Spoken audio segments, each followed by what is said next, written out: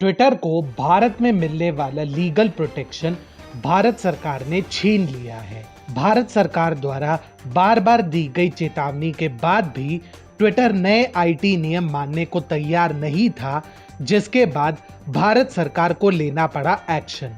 Twitter अब भारतीय कानूनों के दायरे में आ गया है और किसी भी आपत्तिजनक कंटेंट के लिए उसे जिम्मेदार ठहराया जा सकता है। TFI पर आपका स्वागत है और मैं अनिमेश पांडे आपको बताने जा रहा हूं कि कैसे ट्विटर को भारतीय कानून ना मानना भारी पड़ गया है।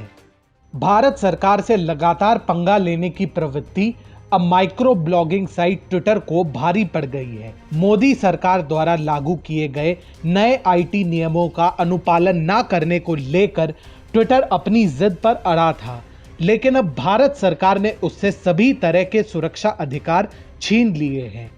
ट्विटर पहली ऐसी बिग टेक कंपनी है जिसके विरुद्ध मोदी सरकार ने इतना सख्त एक्शन लिया है।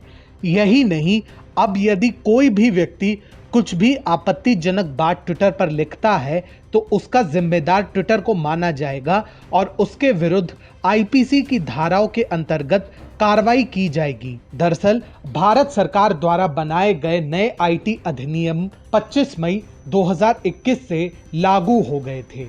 इसके बावजूद भारत में ट्विटर के 3 स्थानीय अधिकारियों की नियुक्ति समेत सभी नियमों को मानने के लिए मोदी सरकार ने ट्विटर को 16 जून तक का समय दिया था। साथ ही ये भी कहा था कि ऐसा ना करने पर ट्विटर के सुरक्षा संबंधी सभी अधिकार छीन लिए जाएंगे। ऐसे में आज ये मियाद पूरी होने पर भारत सरकार की शर्तें लागू हो गई हैं। अब ट्विटर पर किसी भी यूजर ने भड़काऊ पोस्ट, फेक न्यूज या कोई भी गैर कानूनी बात लिखी या प्रकाशित की गई तो उसका जिम्मेदार ट्विटर को समझा जाएगा और उसके खिलाफ सख्त कार्रवाई होगी।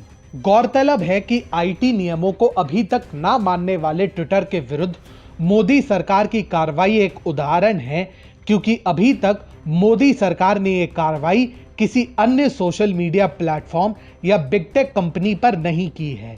बात अगर सुरक्षा अधिकारों की करे तो ट्विटर से इन अधिकारों का छीनना उसके लिए मुसीबत बन सकता है।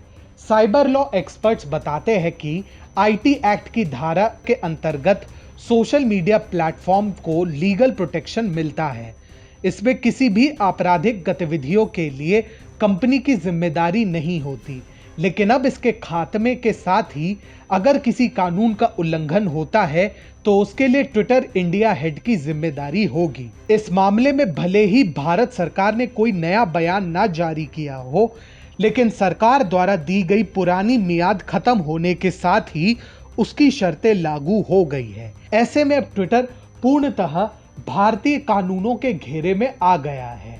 ट्विटर पर कुछ भी असामाजिक होगा तो सवाल सीधे तौर पर ट्विटर से किए जाएंगे। इस कार्रवाई की एक बड़ी वजह यह है कि ट्विटर ने आधिकारिक तौर पर भारत में अपने स्थानीय स्तर के अधिकारी नहीं नियुक्त किए हैं।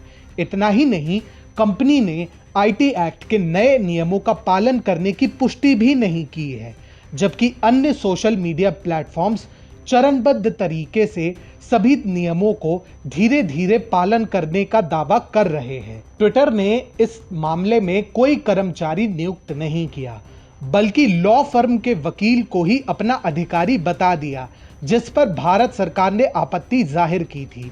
बाद में ट्विटर ने उसे एक कॉन्ट्रैक्ट के अंतर्गत कर्मचारी बना लिया, जिस पर भारत सरकार सहमत थी। इसके बावजूद कंपनी ने अनुपालन अधिकारी की नियुक्ति नहीं की। ऐसे में अब ट्विटर के लिए मुसीबतें खड़ी हो गई है। एक तरफ जहां ट्विटर के अधिकारी खत्म हुए तो दूसरी ओर गाजियाबाद में कंपनी के विरुद्ध पहला केस भी रजिस्टर कर लिया गया है।